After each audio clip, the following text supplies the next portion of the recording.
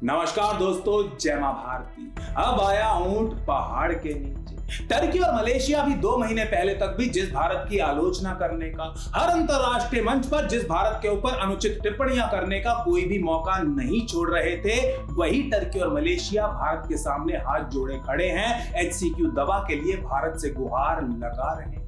ये दोनों देश भी अब 29 देशों की सूची में शामिल हो गए हैं जो भारत से HCQ खरीदने के लिए आग्रह कर रहे हैं। वैसे तो भारत से मदद मांगने वाले 30 देशों की इस सूची में अमेरिका जैसे बड़े देश से लेकर भूटान जैसे छोटे देश भी शामिल हैं। लेकिन अब इस सूची में पाकिस्तान के बिरादर मुल्कों का, टर्की और मलेशिया का शामिल हो जाना, इन दोनों देशों का भारत से मिन्नतें करना आखिर क्या दर्शाता है, इसके ऊपर बात करेंगे। साथ ही जानेंगे कि पाकिस्तान के कब्जे वाले कश्मीर में रहने वाले लोग आखिर भारत के प्रधानमंत्री नरेंद्र मोदी से मदद की गुहार क्यों लगा रहे हैं। POK में ऐसा क्या घट रहा है कि वहां के लोगों को अपने प्रधानमंत्री की जगह भारत के प्रधानमंत्री से मदद मांगनी पड़ रही है।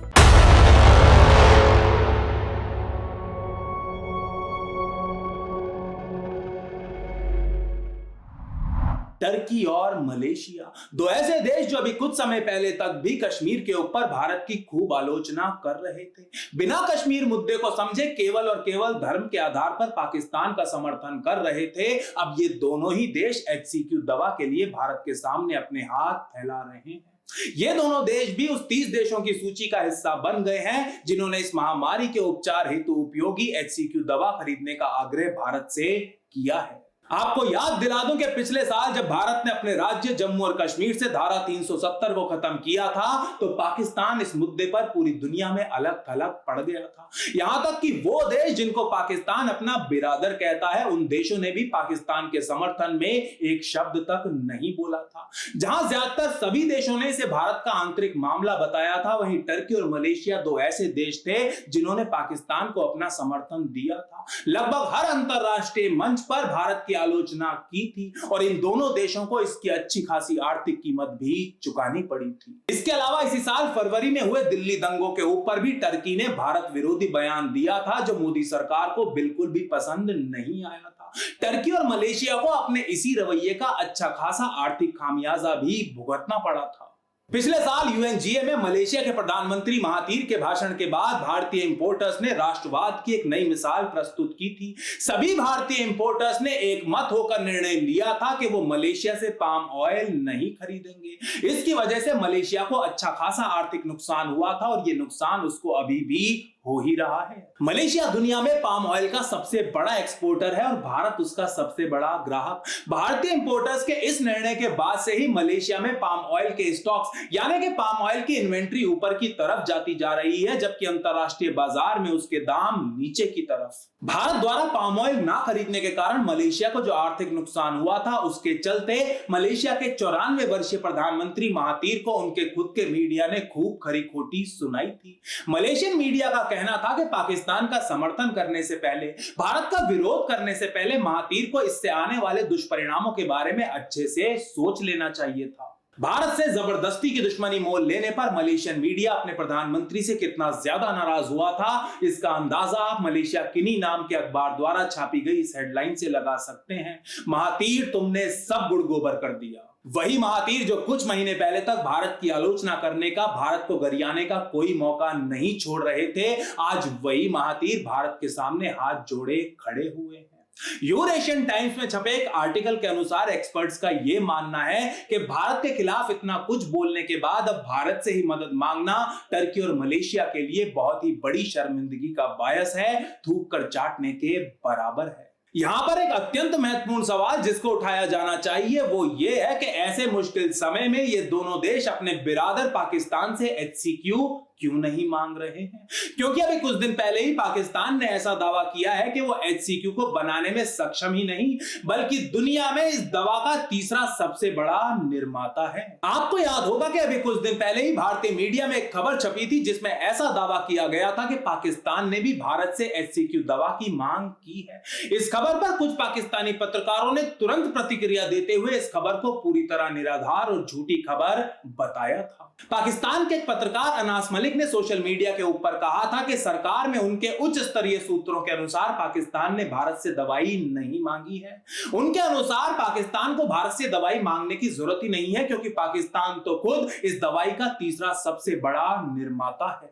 अब यहां पर सवाल यह उठता है कि यदि अनास मलिक के इस दावे में जरा सी भी सच्चाई है तो टर्की और मलेशिया अपने बिरादर से मदद मांगने के बजाय बिरादर के दुश्मन के सामने हाथ क्यों जोड़ रहे हैं? यदि पाकिस्तान इस दवा को बनाने में इतना ही ज्यादा सक्षम है तो दुनिया के एक भी देश ने अभी तक पाकिस्तान से यह दवा क्यों नहीं मांगी है? अगर यहां पर एक बार को मान भी लिया जाए कि पाकिस्तान वाकई HCQ का तीसरा सबसे बड़ा निर्माता है और इस मुश्किल समय के चलते उसने इस दवा के एक्सपोर्ट के ऊपर पूरी तरह बैन लगा दिया है, लेकिन तब भी वो अपने दो ऐसे दोस्तों को तो इस नियम में छूट दे ही सकता है जो तब उसके साथ खड़े हुए थे जब दुनिया का एक भी देश उसका साथ देने को तैयार नहीं था।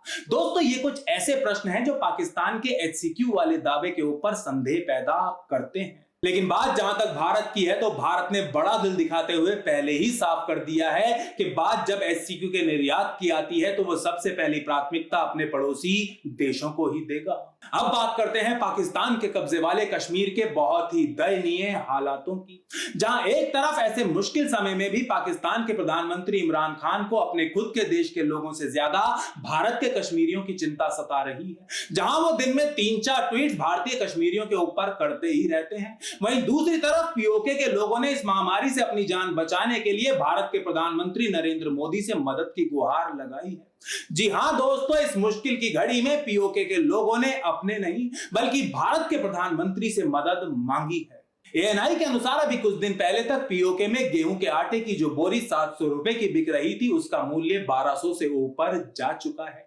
वैसे तो पाकिस्तान में 23 इलाके ऐसे हैं जहां अभी से ही खाने की भारी शॉर्टेज हो चुकी है, लेकिन इन 23 में POK, गिलगित बल्तिस्तान और बलूचिस्तान का हाल सबसे ज्यादा बुरा है। ये इलाके पाकिस्तान में ऐसे हैं जहां लोग भूख के कारण मरना शुरू हो चुके हैं। इसी खाने की कमी के चलते POK के लोगों और वहां के स्थानीय नेताओं ने PM मोदी से राजौरी बॉर्डर के रास्ते उनके लिए खाद्य सामग्री पहुंचाने का आग्रह किया है। जब से पाकिस्तान में आंशिक रूप से लॉकडाउन लगाया गया है तब से ही गिलगित बल्तिस्तान की सरकार खुद को इस महामारी से निपटने में पूरी तरह असमर्थ पा रही है और इसके लिए वो पैसे और स्वास्थ्य सेवाओं की कमी को जिम्मेदार ठहरा रही है। अभी कुछ दिन पहले ही गिलगित बल्तिस्तान के मुख्यमंत्री हफीजुर रहमान ने लचर फाइनेंशियल और मेडिकल सपोर्ट को लेकर इमरान खान को खुलकर गरियाया था और उनसे 2.25 बिलियन रुपयों की मांग भी की थी। इस इलाके के पाकिस्तान पीपल्स पार्टी के प्रेसिडेंट अमजद हुसैन ने तो इमरान खान सरकार के ऊपर बहुत ही गंभीर आरोप लगाते हुए दावा किया है कि इमरान खान सरकार के मंत्री इस महामारी से लड़ने के लिए अलॉट किए गए 2.5 बिलियन रुपयों को खा चुके हैं, उनको निगल चुके हैं।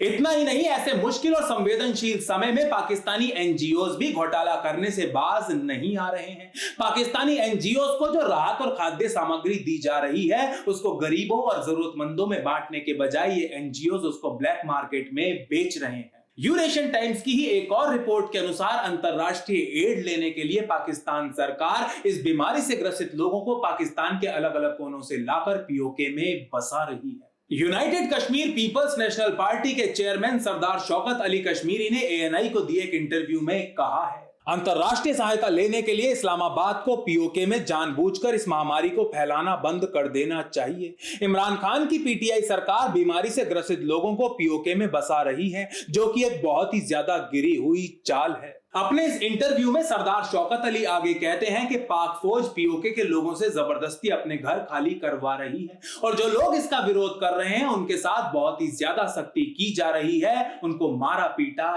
जा रहा है। दोस्तों, अभी कुछ दिन पहले कुछ खबरें ऐसी भी आई थी कि इस महामारी के कारण पाकिस्तान में अभी तक 3000 से ज्यादा मौतें हो चुकी हैं, लेकिन पाकिस्तान सरकार इनको छुपा रही है। एक रिपोर्ट के अनुसार कराची में रात के अंधेरे में चुपचाप मारे गए लोगों को दफनाया जा रहा है और चीन की तर्ज पर ये आंकड़े छुपाए जा रहे हैं। पाकिस्तान के अखबार डॉन के अनुसार सिंध के मुख्यमंत्री मुराद अली शाह का ऐसा मानना है कि उनके राज्य में मरने वालों की संख्या आधिकारिक आंकड़े से कहीं ज्यादा है। इस खबर में कोई सच्चाई हो या फिर ना हो, लेकिन एक बात तो पक्की है कि पहले से ही हजारों समस्याओं से जूझ रहे पाकिस्तान के लिए इस महामारी से लड़ना आसान नहीं होने वाला। जहां दूसरे राष्ट्रप्रधानों को इस समय केवल इस महामारी से ही लड़ना है, वहीं इमरान खान को इस महामारी के साथ साथ धार्मिक आस्था से भी लड़ना है। आस्था जो पिछले 70 सालों से शिक्षा के अभाव और अतिवाद की अधिकता में पल रही है। अगर आपको आज का वीडियो पसंद आया है तो इसे लाइक कीजिए, शेयर कीजिए, चैनल को सब्सक्राइब कीजिए और बेल आइकन जरूर दबाइएगा। जल्दी मिलेंगे एक और वीडियो के साथ। जय मां भारती, जय हिंद।